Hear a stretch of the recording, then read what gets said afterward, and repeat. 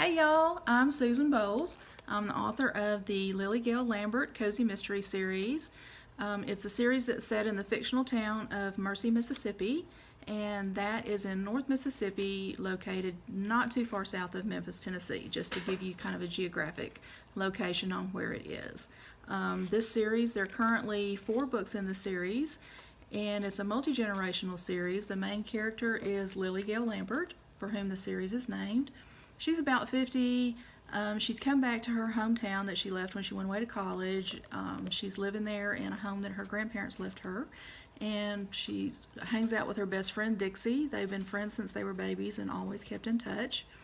Lily Gale and Dixie are kind of a pain in the rear to the county sheriff, Ben, who happens to be Lily Gale's first cousin, and they're also the only living members of their family still around. So he feels pretty protective toward her. Then we also have Miss Edna. She's about 80. She's the town busybody. She has her quote-unquote bird-watching binoculars, and she doesn't hesitate to use them when she sees something that she thinks might be of interest to her. So today I'm going to read a little bit from the first book in the series. It's called Death of a Wolfman. Here's the cover, so you can kind of see what that looks like.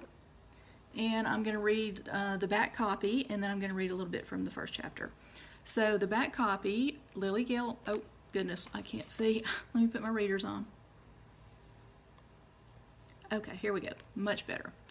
Lily Gale Lambert is a professional seamstress specializing in period dresses for convention attendees and reenactment groups, along with being an amateur genealogist, and a big pain in the butt to the county sheriff, who just happens to be her cousin. Quicker than she can stitch together the threads of a genealogy project she's just signed on to research, Lily Gale finds herself embroiled in investigating the Halloween night murder of a stranger who suffers from Wolfman syndrome. Before she can even get going good on the murder, a member of a prominent family turns up dead too. With the help of her lifelong best friend, Dixie, Lily Gale must find the link between the two and solve the mystery before her investigation makes her the next target.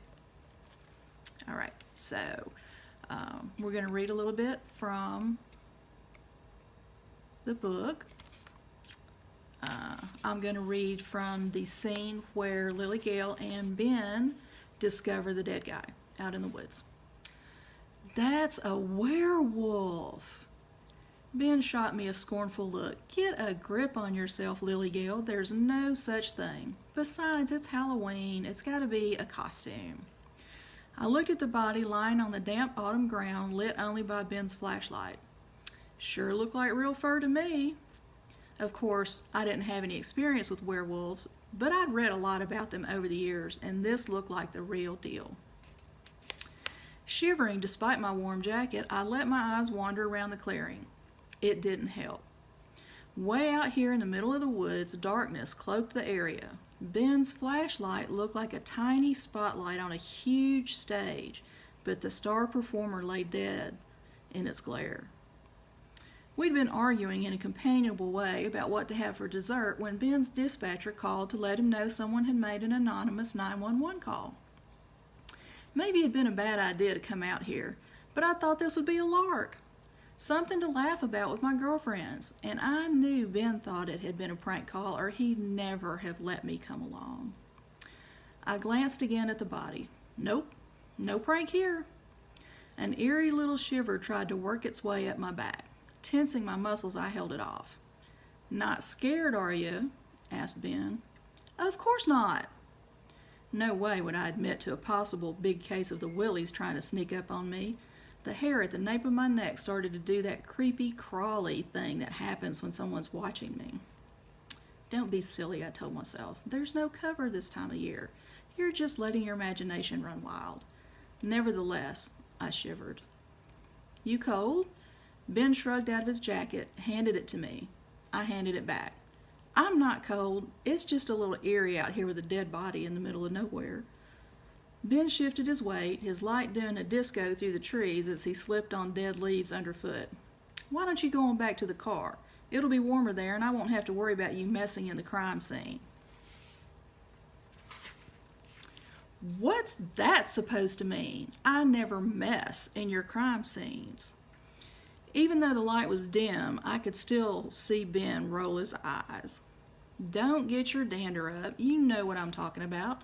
Seems like every time a case comes up, there you are, sticking your nose in. I don't need a middle-aged Nancy Drew wannabe messing in a murder case. This isn't a burglary or some kids getting up to mischief with some spray paint. I don't want you involved in this one. Okay, now my dander was really up. Damn you, Benji Carter. Where do you get off calling me a middle-aged Nancy Drew wannabe? I'm here and I'm staying here, like it or not. Arms crossed, I glared, daring him to make me leave. He gave me a stern look. I'm speaking as the sheriff of Barkley County, not your cousin. If I'd realized this was a murder and not some Halloween prank, I'd have taken you home before I came out here. Now go get in the car before I really get mad. Get a grip on yourself. You're acting like a first-year rookie cop about to pee his pants. I adjusted my jacket, glaring at him. He glared right back. I mean it, Lily Gale Lambert. You get on back to the car and find out where my backup is, then stay in the car. I watched him put paper booties and latex gloves on before he stalked across the clearing and knelt next to the body. He shone the flashlight over the furry mass, but from my position, I still couldn't tell anything about what might have happened. I rushed back to the car and radioed Todd, found out he was 5 minutes away, and then hurried back to the clearing. Before stepping into the crime scene, I donned my own paper booties and latex gloves from one of the pockets in my hobo bag. Ben looked up when he heard me stepping gingerly through the leaves. I thought I told you to stay in the car. I thought you might want to know Todd will be here in about 5 minutes. Stop right where you are. You're going to mess up my crime scene. I lifted one foot, then the other, and showed him my hands. No, I won't. I've got gear on just like yours. A scowl brought my cousin's eyebrows into a straight line above his nose. For God's sake, where'd you get those? I had Buddy over at Taylor's drugstore order me some.